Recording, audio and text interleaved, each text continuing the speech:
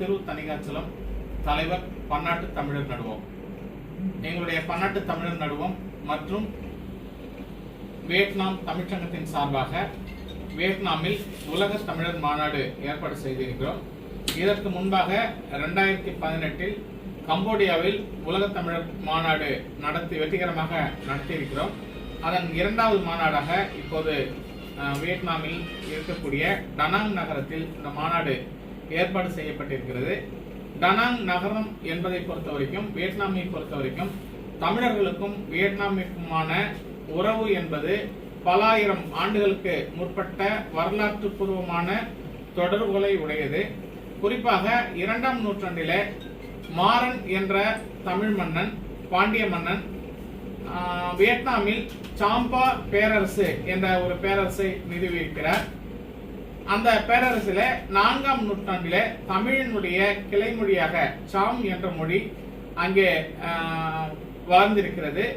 தமிழிலிருந்து எப்படி மலையாளம், கன்னடம், தெலுங்கு போன்ற மொழிகள் கிளைமொழிகளாக உண்டாகியதோ அதை போலவே வியட்நாமில் சாம் மொழி உண்டாகி இருக்கிறது. சாம் மொழியினுடைய எழுத்துக்களும் ஏறக்குறைய தமிழ் எழுத்துக்களைப் போலவே வட்டெழுத்துக்களாகவும், அதை போலவே சாம் எழுத்துக்கள் தமிழில் எப்படி காஞ்சா, சாஞ்சா, டா என்று ஆரம்பித்து எரள வழல என்று முடிகிறதோ அதை போலவே அந்த சாம் என்ற மொழியும் இதே வரிசையிலேயே எழுத்துக்கள் இருப்பது மிகவும் ஆச்சரியமான ஒன்றாகும். இந்த சாம்பா பேரரசை பொறுத்தவரைக்கும், சாம் மொழியை பொறுத்தவரைக்கும் கம்போடியா, வியட்நாம், இந்தோனேஷியா, சீனாவினுடைய ஒரு பகுதி இங்கே கண்டெடுக்கப்பட்டிருக்கின்ற பல்வேறான கல்வெட்டுகள் இந்த மொழியில் அமைந்திருப்பது கூடுதல் சிறப்பாகும். அங்கே 10ஆம் நூற்றாண்டிலே சாம்பா பேரரசின் சார்பிலே மைசன் என்ற இடத்திலே கோயில்கள் கட்டப்பட்டிருக்கிறது. அதுவும் குறிப்பாக சுட்ட செங்கற்களால் ஆன சைவ வைணவ கோயில்கள், அறுபடை வீடு கோயில்கள், முருகன் கோயில் அங்கே கட்டப்பட்டிருக்கிறது. அந்த பண்டைய கோயில்கள் வியட்நாம் அமெரிக்க போரிலே சிதைவடைந்திருந்தாலும் கூட அங்கே இருக்கக்கூடிய முருகன் சிலை, பார்வதி சிலை, விஷ்ணு சிலை போன்ற சிலைகள், அதே மாதிரி சிவலிங்கங்கள், முகலிங்கம் என்பது சிறப்பு வாய்ந்த லிங்கம். அப்ப இதை எல்லாத்தையும் எடுத்து வந்து நம்ம சாம்பா மியூசியம் என்ற மியூசியத்துல பாதுகாக்கிறார்கள். அந்த சாம்பா மியூசியமும் வியட்நாமில் இருக்கக்கூடிய டனாங் நகரத்தில் தான் இருக்கிறது. இத்தகைய சிறப்பு வாய்ந்த வரலாற்று தொடர்புகளுடைய அந்த டனாங் நகரத்தில் உலக தமிழர் மாநாடு நடைபெற இருப்பது சிறப்பு வாய்ந்ததாகும். இந்த மாநாட்டிலே 40க்கும் மேற்பட்ட நாடுகளிலிருந்து தமிழர்கள் கலந்து கொள்கிறார்கள். முதல் நாள் மாநாடு உலக தமிழர் மாநாடாகவும், 2வது நாள் மாநாடு உலக தமிழர் வணிக மாநாடாகவும் நடைபெற இருக்கிறது. உலகெங்கும் இருக்கக்கூடிய வணிகம் செய்யக்கூடிய, பிசினஸ் செய்யக்கூடிய தமிழர்கள் ஒன்றாக ஒருங்கே அந்த இடத்தில் மாநாட்டிலே கலந்து கொண்டு ஒருவருக்கொருவர் அந்த தகவல்களை, வணிக தகவல்களை பரிமாறிக்கொள்வதற்கும், அதே போல 40 நாடுகளில் உள்ள தமிழர்களிடையிலே ஒரு உறவு பாலமாக இந்த மாநாடு அமைய இருக்கிறது.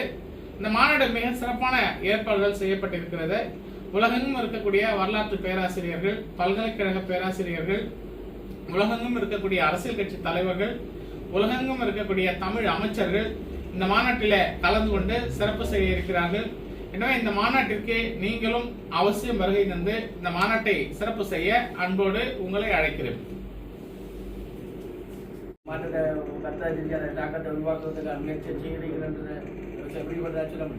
இந்த மாநாட்டிலே வணிக அரங்கங்கள் அங்கே அமைக்கிறார்கள். கிட்டத்தட்ட 100க்கும் மேற்பட்ட நிறுவனங்கள் தங்களுடைய வணிக அரங்கங்களை அங்கே அமைக்க இருக்கிறார்கள். ஒன்று. இரண்டாவது, இந்த கிட்டத்தட்ட ஆயிரக்கணக்கான வணிகர்கள் அங்கே ஒன்று திரண்டு ஒரே இடத்தில், ஒரே அரங்கத்தில், ஒரே ஹோட்டல்ல கிட்டத்தட்ட 5 நாட்கள் அங்கே தங்கி இருக்கக்கூடிய ஒரு 5 நட்சத்திர விடுதியில தங்கி இருக்கிறார்கள். தங்கி இருக்கின்ற போது காலை உணவு, மதிய உணவு, இரவு உணவு 3 வேளையும் தமிழ் சாப்பாடு ஒரே இடத்துல சாப்பிட்டு ஒரே இடத்துல தங்கி உரையாடுகின்ற பொழுது அவர்களுக்குள்ள ஒருவருக்கொருவர் உறவு பாலம் மேம்படவும், ஒருவருடைய பிசினஸ இன்னொருத்தவங்க ஒரு பிரான்ச்சைசி போல ஒரு அந்த பிசினஸ் தொடங்குவதற்கான வாய்ப்புகளும் அங்கே ஏற்படும். அதே போல உலகம் முழுக்க இருக்கக்கூடிய தமிழ் வர்த்தகர்களுக்கு இடையில இப்போ அந்த மாநாட்டிற்கு கலந்து கொண்டு ஒரு 5 நாள் அங்கே இருக்கின்ற போது ரஷ்யாவில் ஒரு வணிகம் சார்ந்த ஒரு தொடர்பு கொள்ள வேண்டும் என்று சொன்னால் ரஷ்யாவில இருந்து வந்திருக்கக்கூடிய அந்த வணிகர்களை அவங்க உடனடியாக தொடர்பு கொள்ள இயலும்.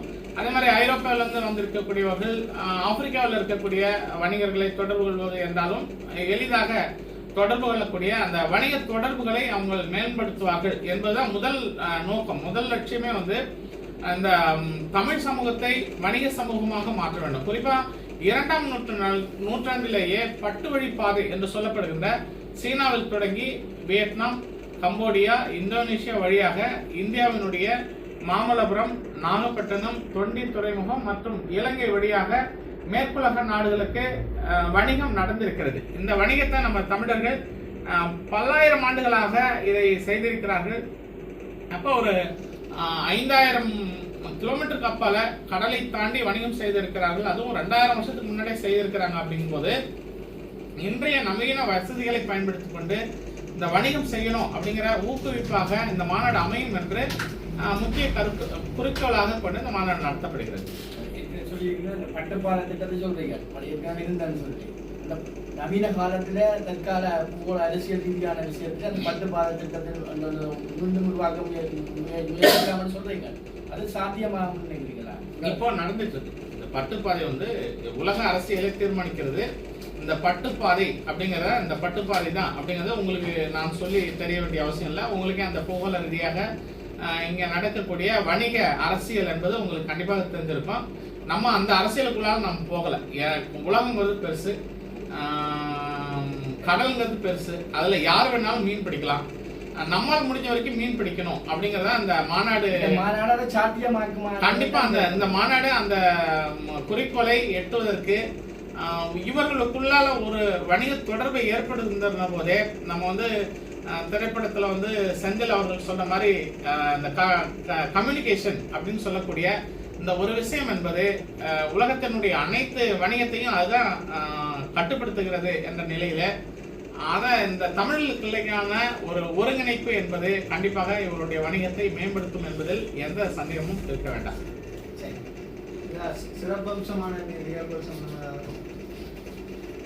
முக்கியமான சிறப்பம்சம், இந்த மாநாட்டினுடைய சிறப்பம்சம் அப்படின்னு பாத்தீங்கன்னா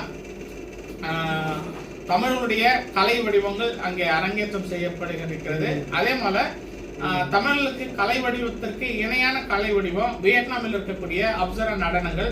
அப்ப அந்த 2 ஒற்றுமைப்பட்ட அந்த கலை வடிவங்கள் அங்கே அரங்கேற்றம் செய்ய இருக்கிறது.